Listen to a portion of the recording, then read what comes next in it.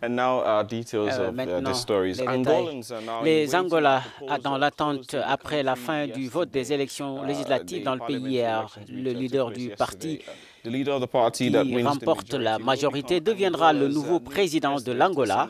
Longtemps au pouvoir, le leader du mouvement d'indépendance, le président José Eduardo dos Santos, va quitter après 38 ans. Les résultats provisoires sont attendus d'ici vendredi, mais il n'y aura aucune annonce officielle avant 2 semaines. Les deux principaux partis d'opposition, la commission, André da Silva a déclaré aux journalistes que c'est un exemple de comment des élections démocratiques devraient être organisées dans n'importe quel pays au monde. Je précise toutefois que d'avis général, l'issue du scrutin ne fait plus de doute. Au pouvoir depuis l'indépendance en 1975, le mouvement populaire pour la libération de l'Angola, en la personne de João Lourenço, devrait l'emporter une nouvelle fois. De forts soupçons de fraude dans les inscriptions sur les listes électorales pèsent également sur le MPLA. La coalition d'opposition Casacé a affirmé que 20 de ses observateurs électoraux ont été arrêtés la nuit dernière dans la capitale Luanda. Casacé a déclaré que ces derniers demandaient une accréditation pour observer le vote, une accréditation qui leur a été refusée. L'Union européenne également émet des doutes quant à la validité de ce scrutin. L'Angola a refusé les conditions de l'Union pour l'envoi d'une mission d'observation. Bruxelles avait posé comme condition à la venue d'observateurs l'accès à tous les bureaux de vote. Nous allons tout de suite nous rendre à Luanda où se trouve notre envoyé spécial Serge Kofi. Serge, bonjour. Bonjour madame, bonjour à tous. Alors que peut-on retenir du déroulement des élections générales qui se sont tenues hier en Angola?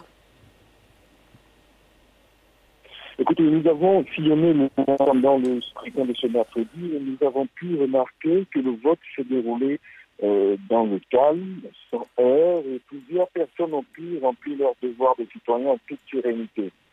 Certains électeurs se sont plaints tout de même d'avoir été délocalisés, c'est-à-dire qu'ils ont été affectés à un autre bureau de vote, parfois bien loin du lieu de leur lieu de résidence ou du lieu où ils s'étaient inscrits. Donc, on pouvait bien comprendre la frustration des gens qui n'ont pas pu voter pour ces raisons. Serge, alors, est-ce que les premières tendances ont commencé à tomber? Non, il est encore trop tôt pour parler des tendances. Nous avons fait des chiffres objectifs.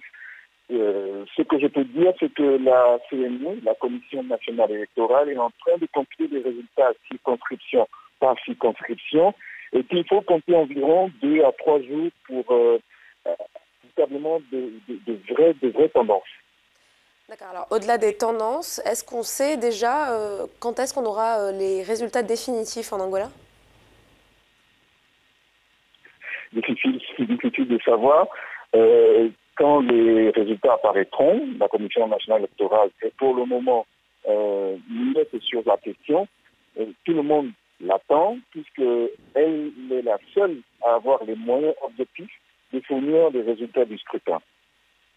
Une dernière question, Serge. Dans cette attente des résultats, vous êtes à Luanda depuis quelques jours. Parlez-nous de l'atmosphère dans la capitale angolaise.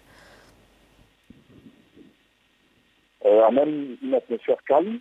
Je dirais que tout le monde est dans l'expectative. On sait que les observateurs de la communauté des pays de langue portugaise, la CPLP ou de l'Union africaine vont ce jour se prononcer sur ce qu'ils ont pu observer de cette élection. Mais en gros, comme je l'ai dit, l'atmosphère est plutôt calme. Attendent tout simplement que la CNE, la Commission nationale électorale, réagisse.